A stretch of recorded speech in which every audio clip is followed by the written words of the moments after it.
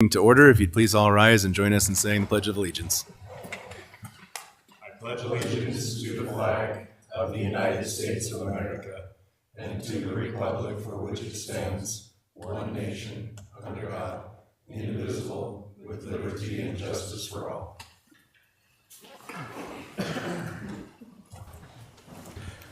Before we get to roll call, if everybody would wants to join me in wishing Chief Walmsley a happy birthday. The big 6-0. Yeah. And we appreciate that you chose to celebrate in this most magnificent way. I like that. Happy birthday. Happy birthday. Matt, if we could have the roll call, please.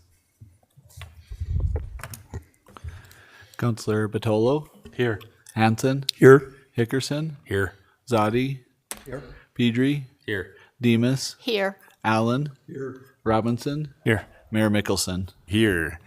Council, may I please have a motion approving a revised agenda? So moved, Your Honor. Thank you, Councillor Hickerson. Is there a second? Second. Thank you, Councillor Batolo. All those in favor, please indicate by saying aye. Aye. Any nays?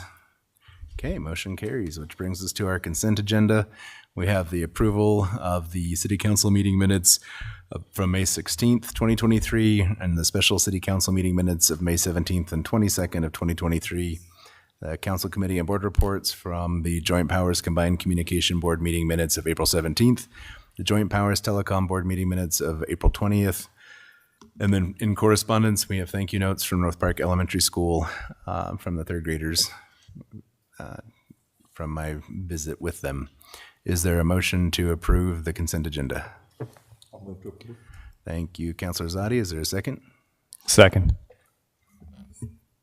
Was that Councillor Allen? Allen and Robinson. Stereo. Take your pick. Okay.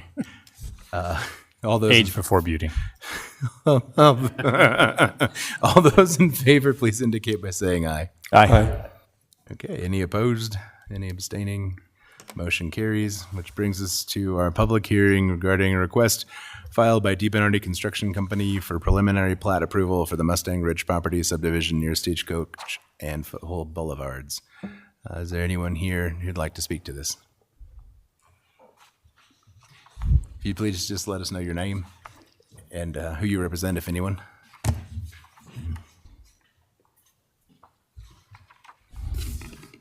I'm Dan Kennedy. I'm representing DeBernardi Construction for this subdivision.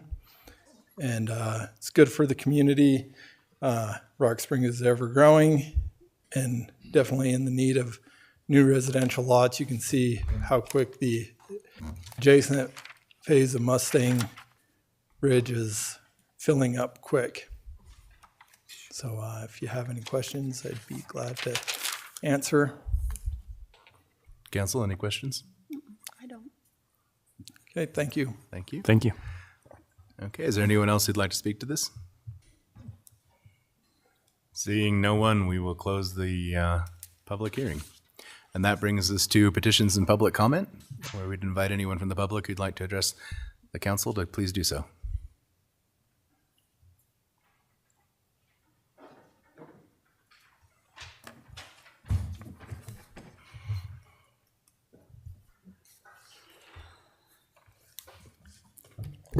Hello, everybody. My name is Rick Malonis. Everybody that knows me, but I graduated born and raised here, graduated in 79, UOW in 84. I've worked in the oil field, coal mines, Trona Patch, construction. Anyhow, I'm here to talk about the downtown area and economic development. And I appreciate you guys giving me this opportunity. But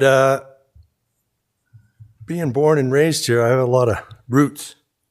As a matter of fact, my grandfather's name's on the monument down there, being killed in a coal mine back in the day.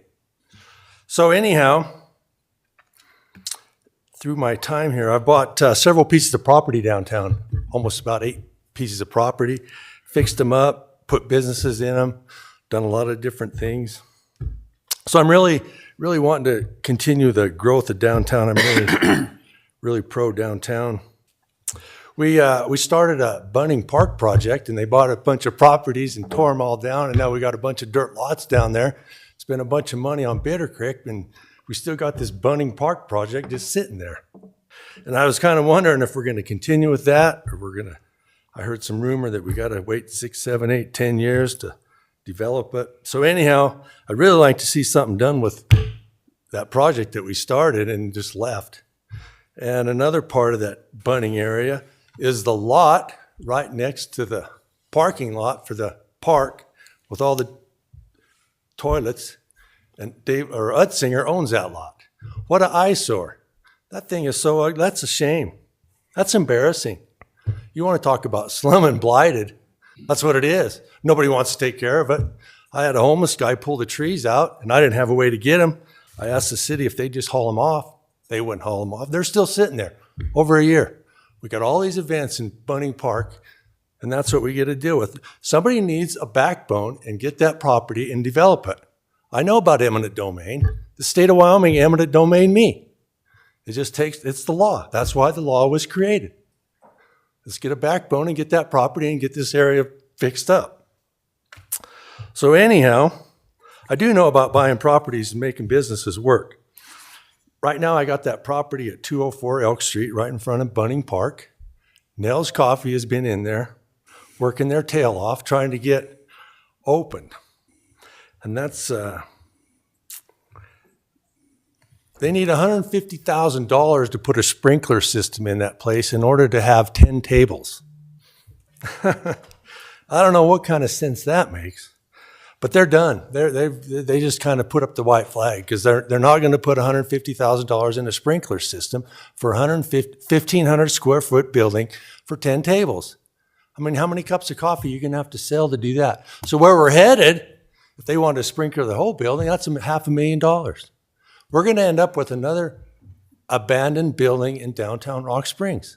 That's what's going to happen. Maybe we'll have a bike gang in the basement. Is that what we want? I mean, I don't know what we're going to do here. I don't understand why we need a sprinkler system on 1,500 square foot coffee shop. It don't make any sense to me. So anyhow, I'd like to see if we could find a solution for those people down there. And if we can't find a solution, we're going to have to sprinkle that place. I'd like to know what businesses we could put in that building, that could afford a $500,000 sprinkler system. What kind of cash flow are them going to have? Tell me. I'd like to know. I'd like to know what kind of business we're going to have to put in there. Or is it going to be an empty, vacant building again? I put a lot of money in that building. Did anybody remember what it looked like when Guido owned it? Yeah. You can see sunlight. We put a lot of work in that building. And these Nell people, they put a tremendous amount of effort in that front half, thinking they were going to be able to get some cash flow with some seats. You can't even go in there and have a cup of coffee. You don't realize what those people do out of that little drive up down there. You know, they got Uber Eats, they got DoorDash, they got people running all over the place. And they wanted to use this place as kind of a home base. But they're ready to quit. They don't even want to do it anymore. So anyhow, could you guys, if you can't, figure out a way to get them in there and get some tables and chairs so they can serve coffee and donuts? If we can't figure out a solution there, could you give me an idea what business we could put in there that could afford a $500,000 sprinkler system so we don't have to shut the building down? And let me know what we can do, where we're at on that whole Bunning Park project. And I appreciate your time. Unless you have any questions. Council? Yes, Your Honor. I have a couple questions, sir. Sure. Is there an active kitchen in that building right now? No. No? No. Okay. Do the restrooms have to be ADA compliant? They haven't been so far. Okay. What would you consider an active kitchen? Grill? No grill. Anything that requires a vent hood and a grease trap? Not yet. Okay. That's where they were headed. Okay. Because I can understand having a sprinkler system for an active kitchen. I don't understand necessarily for the tables, and I'm on your side for that. On that $150,000, does that count in the tapping fees? They told me they were going to waive the tap-in fees. Okay. That's what I heard. So that's about all we have control over is Right. that portion of it. 'Cause I'm in 100% agreement. I think we need to continue to develop downtown instead of Man, they're trying really hard. all these eyesores They out put a there. lot of effort into that project. Your Honor. I'm sorry. Who said they would waive the fee? So I've been working with Nels, but they're so frustrated that I just kind of picked up the ball. But talking to the guy, he said that he talked to somebody in the city and they said they would waive the fees. Somebody with the city said they would waive them. Yeah, Your Honor, what was it? A couple of years ago, I believe we passed a resolution that in a certain portion of the downtown area that we could waive the tapping fee to try to help these businesses get fire protection in their buildings. So that's what he's referring to. Yeah, Mayor, members of the council, I believe we actually modified the ordinance to allow that to happen within the designated slummed and blighted area of the city, the so-called pork chop, to assist with those businesses in getting sprinkler systems. First of all, Rick, thanks for investing in our town. That means a lot. We have several building owners that don't want to do anything with their buildings, and it's a damn shame. Well, it's easy. It's a damn Do shame. nothing. Is there any way, I know that they take only like the first, 1,500 square feet of that building. Is there any way that they can get around it to, say, a firewall or something that might be less money for the building that's portion of the building that's not being used?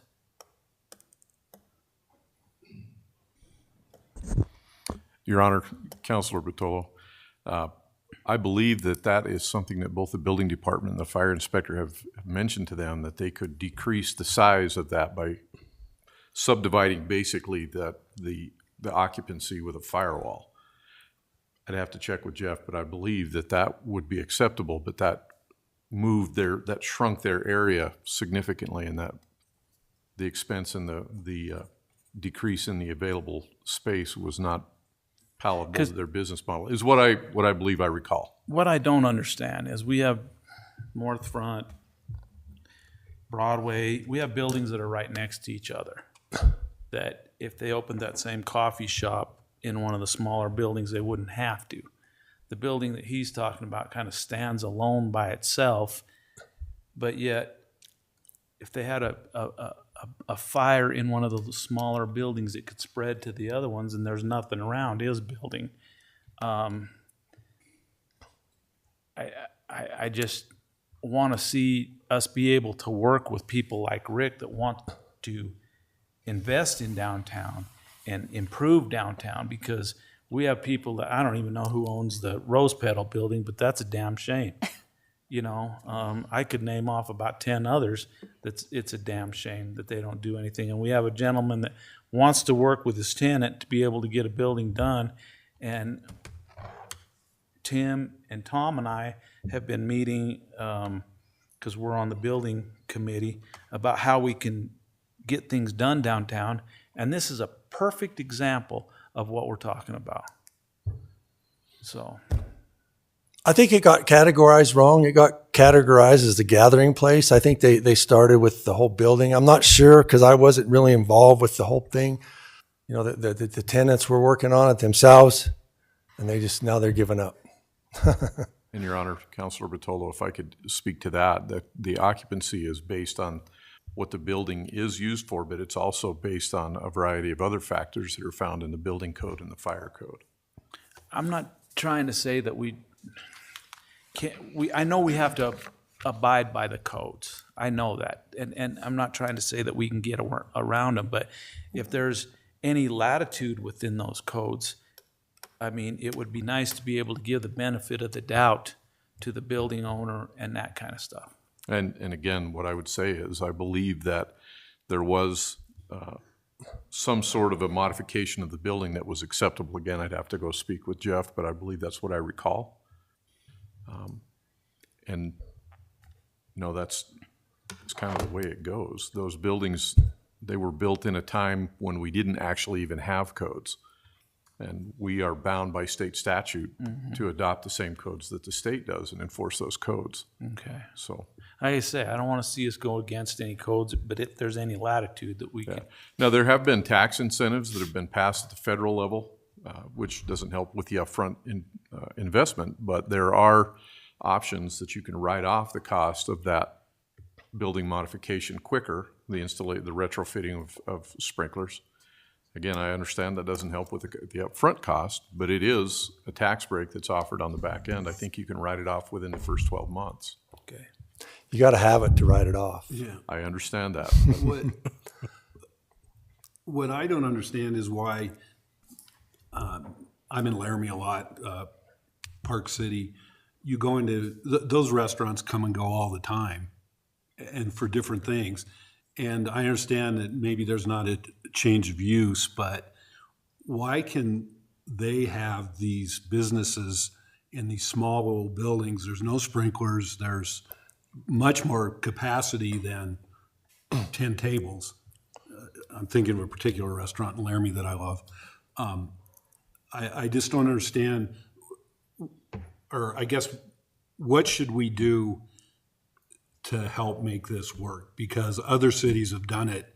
Why aren't we? That's my question. You know, not trying to get anybody in trouble, but I went into Sweet Days today. They got 11 tables, 44 chairs, no sprinkler system, building all around them. I mean, if it's a safety issue, I'm all about safety. I don't want anybody getting hurt. But if there's a fire in my building, they're going to run out the door, let it burn. Whatever. I mean, that ain't no big deal. We got insurance. Your Honor. Rick, I don't know if you know the answer to this, and maybe somebody from Paul's department or the city attorney can help me out with this. When Nels put together their business plan, was what they're looking at doing now part of that plan, or has their plan changed? Because I guess the question I'm looking at is this: when somebody decides they want to open up a new business and they go in and they make this massive investment, do they know ahead of time what's going to be required if they want to have 10 tables? Do they know that they're going to have to put a sprinkler system? Because I could see that it would be very frustrating, putting together this plan, thinking that you were able to do this, and then finding out later on down the road, oh my gosh, this is going to cost me between $150,000 and $500,000 if I want to make this work. Are we as a city communicating well enough to prospective business owners what is going to be required depending on their long-term plans?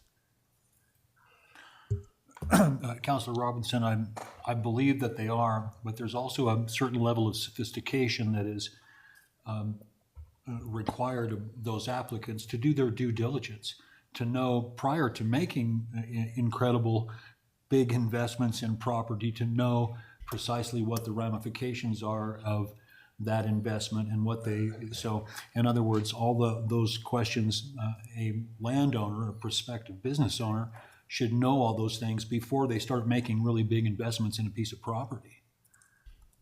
And so all those questions, the answers to all those questions are available to any applicant, to the city, and I think that our zoning administrator can answer some of those questions as well.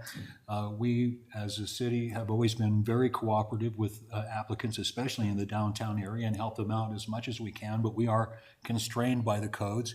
And I'm not aware of any cities that have actually waived, necessary international codes. There may be some places that have some ordinance schemes that I'm not aware of, but I'd be happy to look into that. I seem to remember looking into it some years ago because this issue has come up more than once, which was one of the reasons that we did what we did with the tap fees in the pork chop area. So I'd be happy to look into it again and refresh my research and see if there isn't something more that we can do in terms of the codes. But I think that the chief would probably agree with me that those, especially at least here in the state of Wyoming, they're relatively hard and fast. Nothing's hard and fast. Anyhow, that place was a coffee shop before these people moved in. They already had the health inspector. They had everything. They had tables and everything. That's why they weren't worried about the cost, and they weren't investing any thousands of millions of dollars in the property. They just cleaning it up and painting it, trying to get some cash flow. So they weren't really concerned about a sprinkler system because there was already a coffee shop in there. Huh. You ever heard of grandfather clauses? Look at the Park Hotel, man. You want to talk about a hazard. That place catches on fire. I'll be scared to get out of there. I mean, if it's a safety issue, I'm all for it. If it's just a code issue and we're just gonna, it's the code and be that way, then we're gonna have a vacant building. Your Honor, I mean, it is a safety issue. That's the whole thing for the coast. It's a safety issue. And then we ask, we put in sprinklers, we ask for a compromise or something else we can do. Well, you can do a firewall. Well, can we do something different from there? So, I mean, how far do we go to compromise the safety in that? For one, I would like to see development. I want to see things happen and grow in the downtown. Question I really have, maybe Kathy, you can help me with this in the application process. When someone comes in and says, I'm going to open this business and I've got some remodel to do, they need a building permit. Within that permit, don't we have to supply some kind of a plan or floor plan and what's going to happen? So that should be disclosed up front, I believe. Correct? Correct, Your Honor, Counselor Zadi.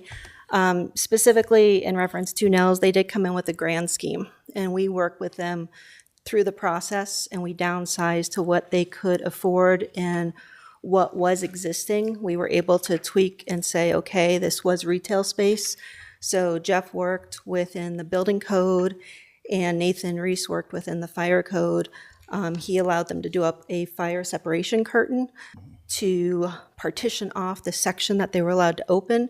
And Jeff, in exchange for tables, let them put up retail racks with clothing and stuff for sale to get them to be allowed to open, because the size of the building, the entire building, did trigger a lot of code renovation. That's what, I mean, it's really So we work with them.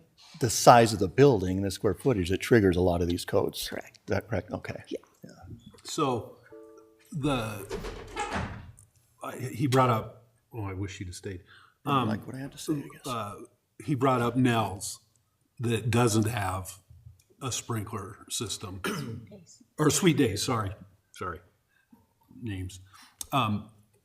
Is it because Sweet Days is so much smaller? That would be building code and fire code, but I believe you're correct. I think it's the square footage of the building. Okay. You have to realize the building where Nels is, I think, is a 3-story building. I mean, it's substantial in size, and it's in the floodplain. And there's no firewalls anywhere in the building. That's where the issue really kind of comes. There's no fire protection or anything preventing a fire from going. And there is a difference between retail and a sit down and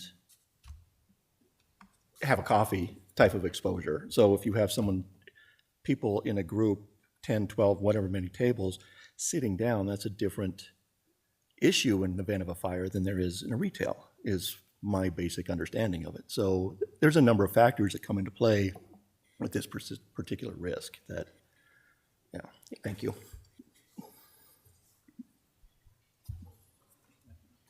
Well, I'm sorry Rick left, but I would just like to say for the record that it has been my experience that there is nobody involved with the city who is coming up with ways to make things more difficult for business owners and property owners. We are constrained by complexity of statutes and codes that occasionally create the appearance of inconsistencies because of the complexity. And I think your point about the level of sophistication is very salient, that it requires a lot of understanding and knowledge and learning. And if you look at just the surface area, it can appear very problematic. And certainly all of us are invested in growth and development.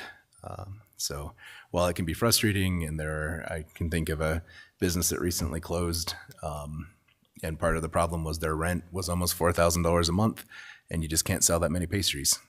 And that's a really unfortunate situation for him, but it was something that he created by not doing his due diligence and having a business plan. The Sweetwater Economic Development Coalition is doing their strategic planning right now, one of the things we're looking at is how do we support these people who have this big dream but don't have the tools and resources that are needed to make that dream a reality. And so that is hopefully something that we'll get to, that maybe is a more appropriate venue for supporting people and creating businesses than the government, because that's not our role. We're not here to support them. We're here to get them licensed, make sure they're following the codes. Someone else needs to be providing that support structure. So We can be encouraging, though. Oh, yeah. And the point that I was trying to make earlier, I mean, for a coffee shop to be able to come up with $150,000 for a sprinkler system, I'm looking for ways that they can meet the code without having to spend that kind of cash. And I mean, I there's think the got to be easiest way- something that's practical. the easiest way would be to find a smaller building. I mean, that's, you know, and it's, and I do think that we have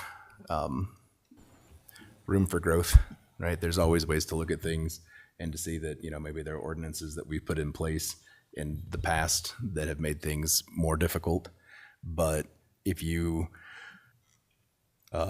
rent a 5,000 square foot building, that's very different than a 1,000 square foot building. And they're super people and they make great cinnamon rolls. But I think that from my understanding in a meeting with the owner of Nell's, she's frustrated by the ordinances, but she was not frustrated by the support that she'd received from the city in our conversation. It was just I can't believe it's this hard and complicated. And I'm like, yeah, I get it. That sucks. But those are the laws. So we'll keep at it. Your Honor, if I could too. Yes, sir. You know, it is really incumbent upon building owners too, if they're going to take on a property and build a property out and want to rent it out, to know what the requirements, what do they want to have in that occupancy, in that building? What do they envision as a building owner? And then build it to the standards and codes that are going to be needed to accommodate those occupancies you wish to have in your building. So there's a number of things here that are going on, and but we do have to keep in mind too, and I wish Rick was still here, because it is incumbent upon the building owner to know what they're doing, what their building's going to be able to accommodate and everything else, and then make sure that they recruit and find those occupancies that fit the building. So yeah, the codes, they can be tough, they can be hard. We've struggled with this years and years and years, and it is, like Rick said, part of the reason we did the waiver of the tap fees is to help promote growth in that area, because it is a hefty expense. But that's the control we have, and we've tried to do what we can. So, Your Honor. I think one of the things that seems to be a problem in many cases, and I'm not pointing any fingers, but a lot of times people see the city as being the problem when the city is really just following state statute, following, you know, federal codes, and trying to make places as safe as they can possibly be for the occupancy that they're gonna have. And I also wish Rick would have stuck around, because in all activities with Paul's department, and well, the entire city, you know, everyone seems to be as helpful as they possibly can and try to find the ways to work around some of the problems. It's just not always the city's fault. You know, and I don't know if fault's even the right word, but, you know, there's rules that have to be followed for a reason. And I think also very often there are times when the perception of a business like Sweet Days or Nell's or any comparable or even different business, there's differences in the buildings that aren't always perceived or aren't always seen. And there's an assumption made that somebody's playing favorites. And I hope people understand that I don't really think that's the case. I think that it's just a case that not all the facts are known. And there's so many different intricacies with each facility that they have to be paid attention to. And I think the city's done a pretty good job of doing that. So I would agree that the city has done that. Whenever I've had a question, it's unbelievable how good the folks are here. I just don't understand, you know, You could put a business in right next to another one that may not have a firewall, but just because the square footage isn't such, it doesn't mean that the fire couldn't spread to those other buildings. You know, I'm trying to help a business owner or a building owner come up with a way that would help develop downtown and economic development and that kind of thing. We have a lot of blighted areas and that kind of thing, and I think the more creative that we can be or what have you to help some of these areas, our town would improve. That's all. Your Honor. Yes, sir. Because I was a business owner and I have developed more than one business, I can tell you that sometimes the city does overlook things. Not because, not anything where anybody is in any danger, but all three of the businesses that I started, they were going to prevent me from opening. One was because there was cracks in the sidewalk that I didn't put in. The tile at the bottom of the bathroom stalls wasn't high enough, and it did meet code. And those are just a couple examples. So, I go back to my earlier comment where I said, why can other cities get this done and we're unable to? Brent brought it up, and I've mentioned it. We have all these abandoned buildings, blighted, whatever you want to call them, and if we can't find a way to help, I don't know if this is possible or not, because I agree, I don't want anybody getting hurt, but if we don't find a way to get these buildings in use, it's just going to snowball. It's going to continue to get worse, and we need to, I don't know if we need to form a group or what, but we need to find a way to get some of these buildings taken care of so that it isn't slummed and blighted. It's not the pork chop anymore. It would be good to get away from a food reference. Well, I think part of what is frustrating for the city. So at one point, my business partner and I were going to open a residential inpatient drug and alcohol treatment facility. And we went to the city and we're like, here's our plan. And they're like, okay, great. And we went through all these steps and we got accredited by this organization and we were good to go. And we submitted our final design and the city said, oh, no. Based on that square footage, you're going to need this many parking spots, yada, yada, yada. We didn't provide them the square footage. And so you can either see that as, well, there's the city, shutting us down and being so difficult, or we didn't know enough to know that we should provide that up front to get that information right off the bat, right? And it killed it. Like there was no way physically to put that parking there. And we're like, well, that's insane. We're never going to have that many people there. And they're like, right, but the ordinance says this many square feet, this many parking spots. And we're like, oh, okay, cool. It wasn't the city's fault. It was our fault for not understanding everything we needed to provide the city to get good information back. It's kind of like the IT people, the garbage in, garbage out theory, right? And I think that happens way more frequently than people understand. And they're also focused on their dream and their business, that anything that makes a speed bump for that causes a lot of negative response. But having said that, we are planning on putting a committee together to go through the ordinances to look at, what do we have, what has been put in place that is making things more difficult than necessary, and it's not a safety issue, and then we here can kill those and get them off the books so that they're not having to say, I'm sorry, the ordinance says, because it does make sense in some cases to have all that parking. And in other cases, it doesn't make so much sense, but they don't have any flexibility. It's square foot parking. And so we up here need to take care of that. So that was a good discussion.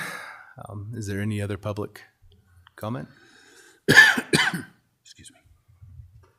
Going once, going twice. Okay, public comment is closed. which brings us to bills and claims for June 6th of 2023. Council, do we have a motion? I make a motion to approve the bills and claims for June 6, 2023. Thank you, Councilor Demus. Is there a second? Second. Thank you, sir. I appreciate that. Is there any discussion? Hearing none, all those in favor, please indicate by saying aye. Aye. Any opposed? Any abstaining? Abstaining. Okay, motion passes with Councilor Pedri abstaining. And that brings us to the salaries for May 22nd of 2023. Do we have a motion? I make a motion to approve the salaries for May 22nd, 2023. Thank you, Councilor Demus. Do we have a second? Second. Thank you, Councilor Robinson. All those in favor, please indicate by saying aye. Aye. Any opposed? Any abstaining? Abstaining. Okay, the motion passes with Councilor Pedri abstaining. And that takes us to our first item of new business, a request from the Finance Department for permission to change business credit card vendors. Do we have a motion? So moved. Move to approve. Thank you, Councilor Zadi. Do we have a second? Second. Councilor Pedri. Is there any discussion? Hearing none, all those in favor, please indicate by saying aye. Aye. Any opposed? Any abstaining? Motion passes unanimously. Don't we have to do a roll call?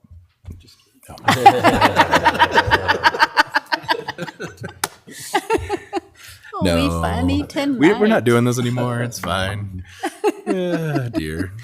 The next item of new business is a request from the Parks and Recreation Department for permission to apply for a Wyoming State Forestry Division tree grant in the amount of $2,000. Do we have a motion? I make a motion to approve. Thank you, Councilor Demus. Do we have a second? Second. Thank you, Councilor Bertolo. Is there any discussion? Hearing none, all those in favor, please indicate by saying aye. Aye. Any opposed? Any abstaining? Motion passes unanimously. Our next item is a request from the Red Desert Roundup Parade Chairman for approval of the 2023 Red Desert Roundup Parade route on July 29th, 2023, beginning at 8 a.m. Is there a motion? I move to approve. Thank you, Councilor Pedri. Is there a second? Second. Thank you, Councilor Demus. Is there any discussion? Hearing none, all those in favor, please indicate by saying aye. Aye. Any opposed? Any abstaining? Motion carries unanimously. Our next request, our new item of new business is a request from Jim Borzia for approval of a Right to Life March route on June 24th, 2023, beginning at 10:15 a.m. Is there a motion? So moved. Thank you, Councilor Hanson. Is there a second? Second. Thank you, Councilor Batolo. Is there any discussion? Hearing none, all those in favor, please indicate by saying aye. Aye. Any opposed? Any abstaining? Okay, motion passes unanimously. Our next item of new business is a request from the Sweetwater Events Complex for 7 malt beverage permits for the Airstream RV Rally at the Sweetwater Events Complex on June 24th through the 30th, 2023, from noon until 10 p.m. Do we have a motion? So moved. Was that? Thank you, Councilor Allen. Is there a second? Second. Thank you, Councilor Pedri. Is there any discussion? Hearing none, all those in favor, please indicate by saying aye. Aye. Any opposed? Abstain.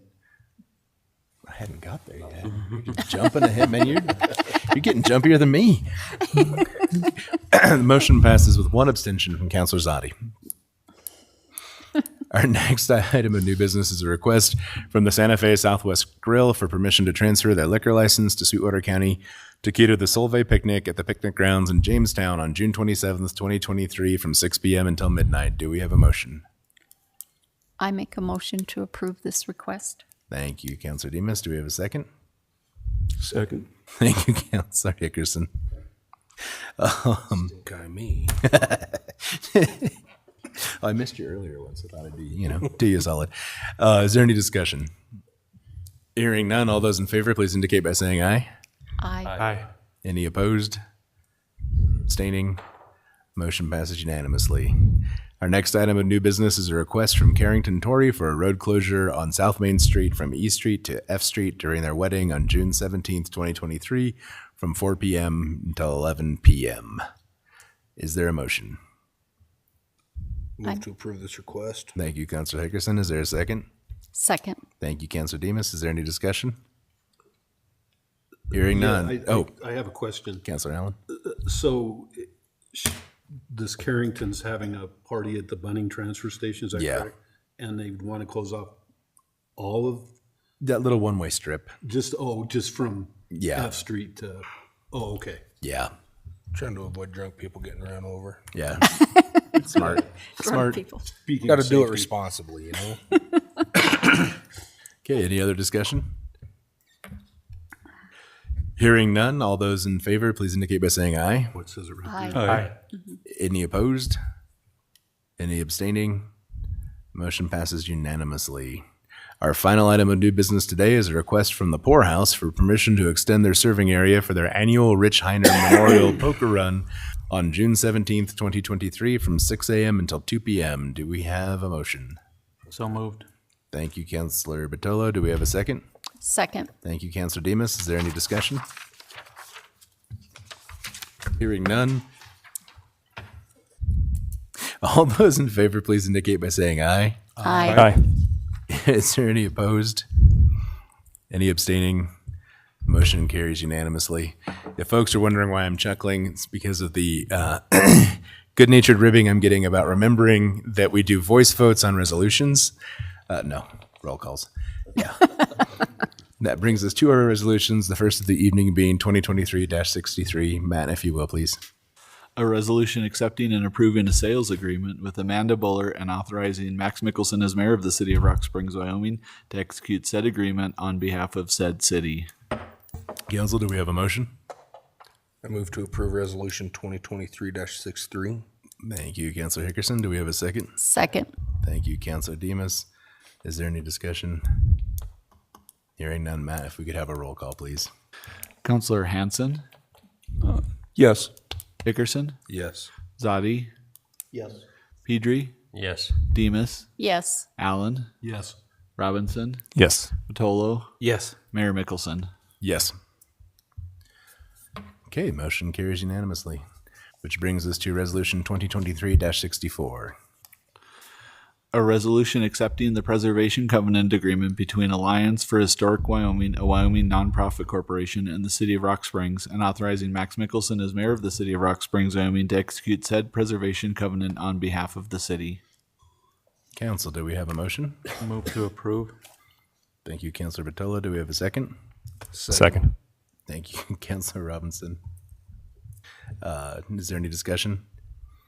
Hearing none, Matt, if you would, please. Counselor Hickerson, Yes. Zadi, Yes. Pedri, Yes. Demas, Yes. Allen, Yes. Robinson, Yes. Patolo, Yes. Hanson, Yes. Mayor Mickelson. Yes. Okay, motion carries unanimously, which brings us to resolution 2023-65. A resolution authorizing and directing Max Mickelson, acting in his capacity as chairman of the Housing Board, to discharge uncollectible debts for the Rock Springs Housing Authority's project number WY003. Council, do we have a motion? I'm Councilor Zadi? Move to approve resolution 2023-65. Thank you. Do we have a second? second. Thank you, Councilor Demas. Is there any discussion? Hearing none, Matt, if you would, please. I almost said it. I was so close. Counselor Zadi, Yes. Pedri, Abstaining. Demas, Yes. Allen, Yes. Robinson, Yes. Patolo, Yes. Hanson, Yes. Hickerson, Yes. Mayor Mickelson. Yes. Motion carries unanimously with Councilor Pedri abstaining. And that brings us to resolution 2023-66. A resolution approving and accepting the preliminary plat for Mustang Ridge Properties subdivision as a proposed subdivision located in the city of Rock Springs, Sweetwater County, Wyoming, and covering 36.210 acre tract of land located in Section 21, Township 19 North, Range 105 west of the 6th Principal Meridian in the city of Rock Springs, County of Sweetwater, state of Wyoming. Council, do we have a motion?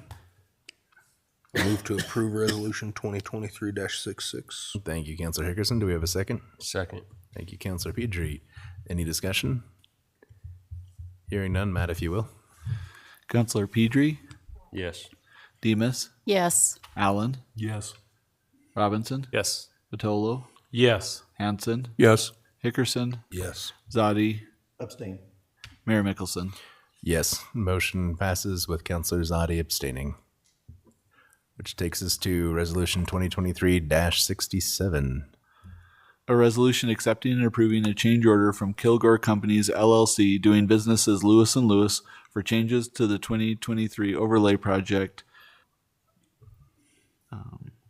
for an additional 1,500 square yards of material to overlay existing cemetery roads and authorizing Max Mickelson as mayor and Matthew L. McBurnett as city clerk to execute said change order on behalf of the city of Rock Springs.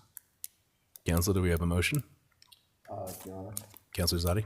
I'll move to approve, just a clarification to Paul, that this is just a change order due to the city's decision to add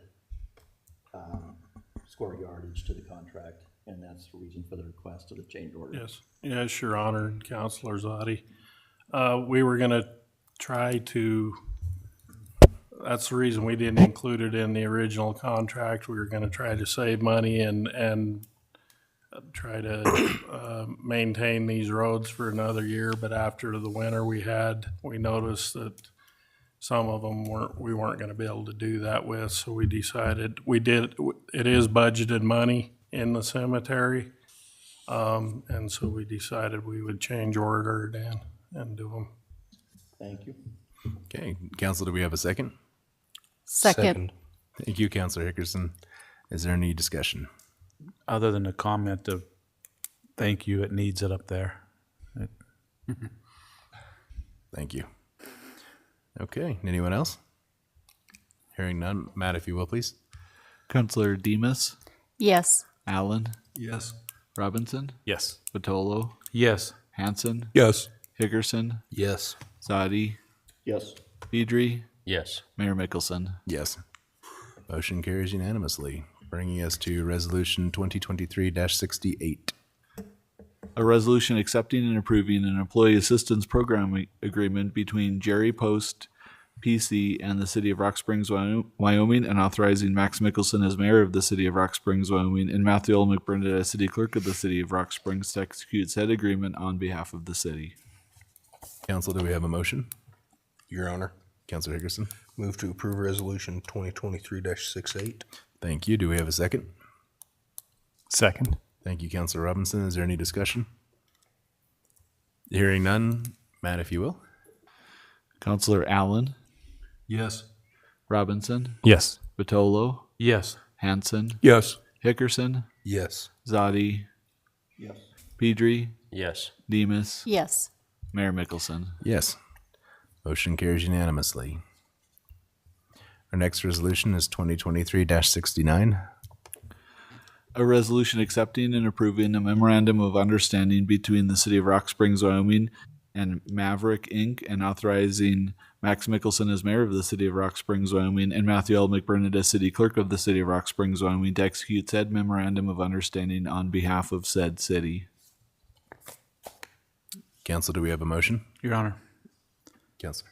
move to approve 2023-69. Thank you, Counselor Botello. Do we have a second? Second. Thank you, Counselor Demus. Is there any discussion?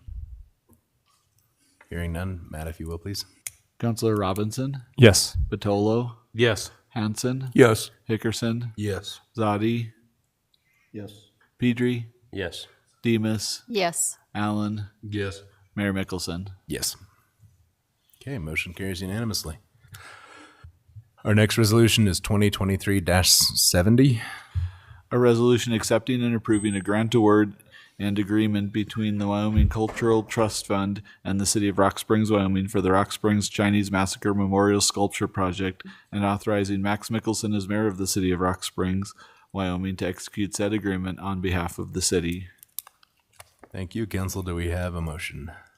I make a motion to approve Resolution 2023-70.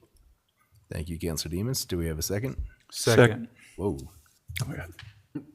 Go ahead. It's your thing. Go ahead. One of Second. us. Okay. Thank you, Councilor Botello. Is there any discussion? Hearing none. Matt, if you will. Counselor Batolo, Yes. Hanson, Yes. Hickerson, Yes. Zadi, Yes. Pedri, Yes. Demus, Yes. Allen, Yes. Robinson, Yes. Mayor Mickelson. Yes.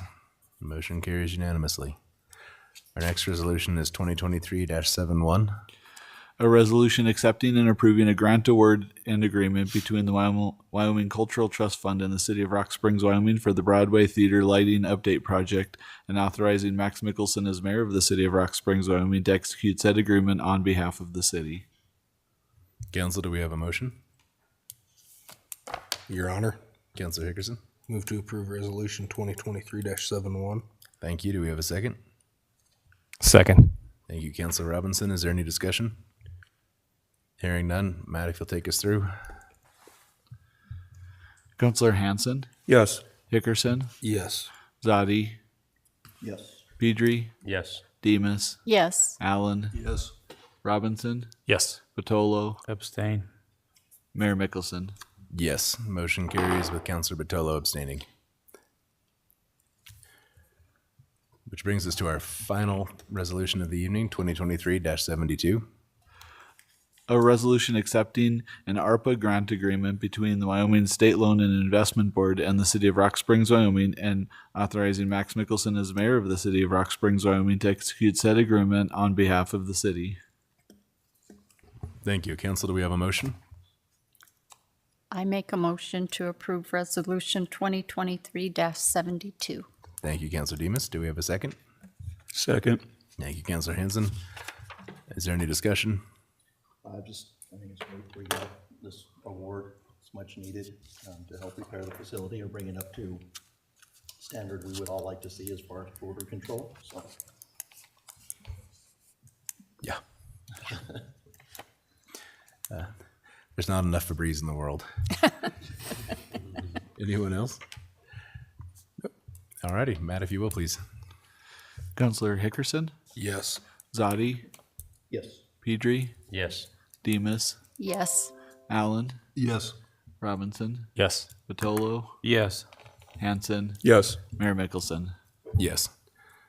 Okay. Carries unanimously. And that ends the resolutions for this evening and brings us to ordinances. We have ordinance 2023-04 on its second reading. An ordinance amending Article 13.8 of the ordinances of the City of Rock Springs, Wyoming, entitled Zone District Regulations. Okay. And then first reading for 2023-05. An ordinance creating Article 1112 of the ordinances of the City of Rock Springs, entitled Visionary Communications, within Chapter 11, Franchises and Right-of-Ways. Okay. And with that,